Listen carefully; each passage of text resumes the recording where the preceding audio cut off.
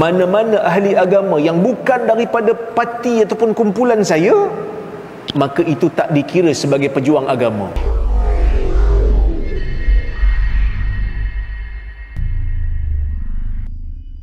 Tengok kempen-kempen PRU ni pun laju juga, kan? Kadang-kadang terlajak sikit bila mana kita rasa perjuangan agama tu datang daripada kumpulan kita saja.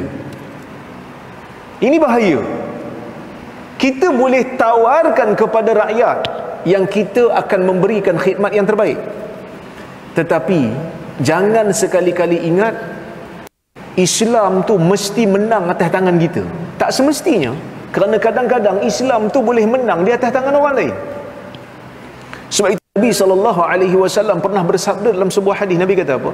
Innallaha la yu'ayyidu hadzal din birajulin fajir.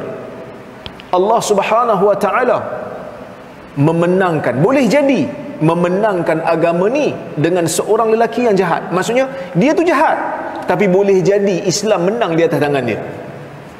Nak bagi tahu apa? Nak bagi tahu supaya kita yang tak berapa nak jahat ni, ada orang jahat lagi pada kita, kan? Tapi ini bukan wujud. Tapi kadang-kadang kita rasa aku bagus lagi kot. Kadang-kadang ada rasa tu, kan? Kumpulan aku bagus lagi kot, parti aku Islamik lagi kot. Kadang-kadang kita rasa kitalah yang paling Islamik, orang lain buat semua tak Islamik. Tolak tu, oi. Sedangkan kebenaran itu boleh datang daripada mana-mana pun, kan? Islam tidak terkurung dalam satu mazhab fiqh.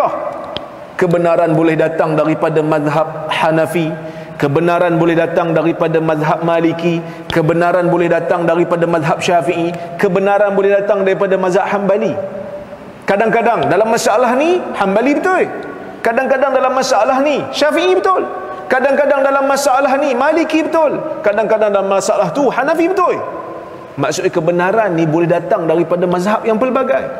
Takkanlah dalam mazhab yang lebih besar daripada kumpulan parti pun kadang-kadang kebenaran tak datang di atas sekolah pemikiran dia. Takkan Islam ni terkurung ataupun terhimpun hanya pada satu kumpulan parti saja. Ini bukan kempen politik dah, tapi nak bagi seimbang kepada pengikut-pengikut. Ini bukan saya nak tegur sangat orang bertanding ni. Orang bertanding memang nak sokongan, tapi kan orang yang pengikut ni lebih-lebih kadang-kadang. Sampai satu video kat saya kemarin, satu video rakaman, tak tahulah bila ucapan tu. Nampak video macam lama, tapi dia berceramah. Dia kata mati dalam solat tu bagus, tapi mati dalam mesyuarat parti dia lagi bagus. Hang punya gebang.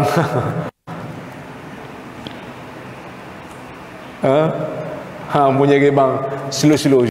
Mesyuarat parti je pun, kan? Takkan nak cerita mesyuarat parti tu macam ribat fi sabilillah. Beza tu. Tapi tak ada pahala lah, Ustaz. InsyaAllah kalau untuk memenangkan dan mengangkat syiar tu adalah pahala.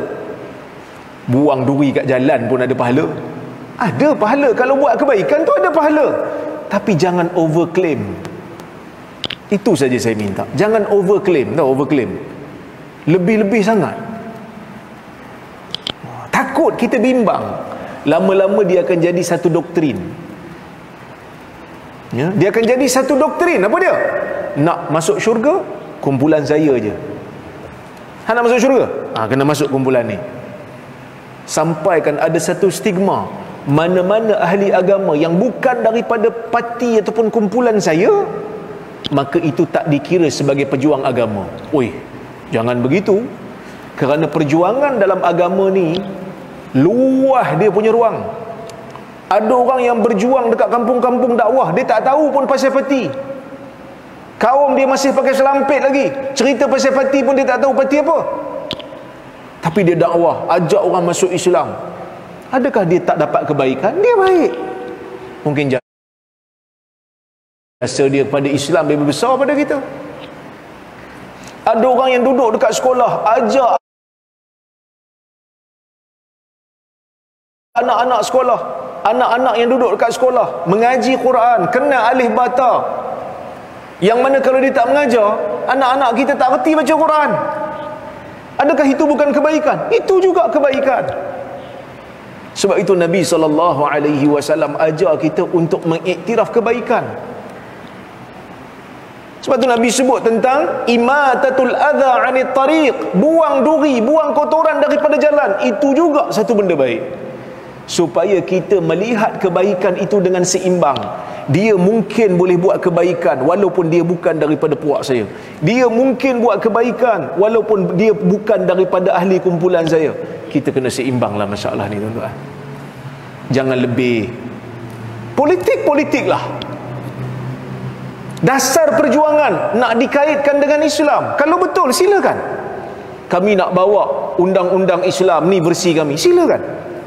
Tak ada masalah. Tapi jangan lebih-lebih, jangan overclaim. Itu je saya minta. Kerana saya bimbang parti telah menjadi agama. Tapi alhamdulillah, dengan perkembangan semasa, dengan kekuatan media sosial, dengan pemikiran umat yang semakin lama semakin baik, mana-mana orang yang overclaim, siapa-siapa yang claim hanya parti dia je, pangkah parti dia je masuk syurga, pangkah parti lain masuk neraka, orang dah mula tak setuju. Bukan sekadar itu sebenarnya. Habis itu Ustaz, dalam pangkah-pangkah ni tak ada syurga dan neraka ke? Pertimbangan dia ada,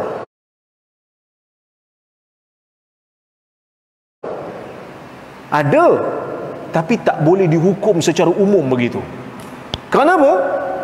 Kerana yang menentukan syurga dan neraka Allah pertama. Yang kedua, kita tak boleh buat hukum secara umum begitu kerana ia sangat-sangat bahaya. Dia akan menimbulkan takfir kita tak mau. Budaya kafir mengkafir. Sekarang ni dah kurang dah. Alhamdulillah, parti tersebut pun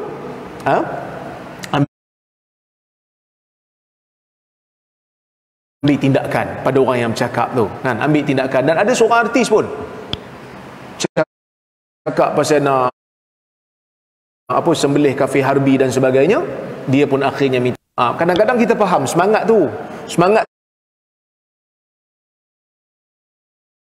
kita faham, tapi semangat mesti didasari dengan ilmu, dan mesti kita faham kadang-kadang dalam nak semangat dengan agama ni, kita kena hati-hati dengan talbisu iblis. Iblis boleh masuk. Iblis tu dia boleh masuk. Dan dalam beragama ni, ya, yang merosakkan sifat orang yang nak beragama, Iblis akan guna, saya sebut tadi, kekuatan kita. Caranya macam mana? Dengan menjahilkan kita terhadap agama ataupun melampaukan kita terhadap agama. Dua benda ni merosakkan ahli kitab. Nasrani dengan kejahilannya akhirnya rosak. Yahudi dengan hulu melampaunya dan akhirnya rosak. Jadi benda ni kita tak mau berlaku dalam agama kita Islam. Sebab tu kena ada sifat nasihat menasihati. Panjang pula ni cerita pasal PRU ni.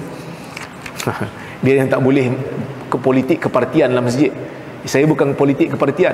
Saya politik saya non partisan. Kita tak ada parti. Sampai orang tanya saya, kan, Ustaz parti apa? Saya parti bukan kata saya parti suka-suka. Maksudnya suka hati saya nak pengah siapa. Sampai sekarang saya tak buat keputusan lagi. Masih istikharah lagi, kan. Saya pun tanya mufti, macam mana Tok? Macam mana Tok? Akhirnya tengok mufti kata, semalam ditulis dah, kan, cerita nak pangkah, kena tengok calon juga. Jangan main pangkah parti je. Tengok calon juga, supaya setiap parti meletakkan calon yang berkualiti.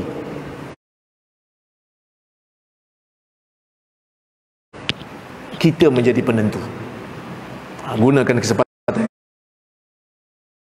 Ni ampun, ni dah 18 tahun ke belum ni? 17. Muda lagi nah.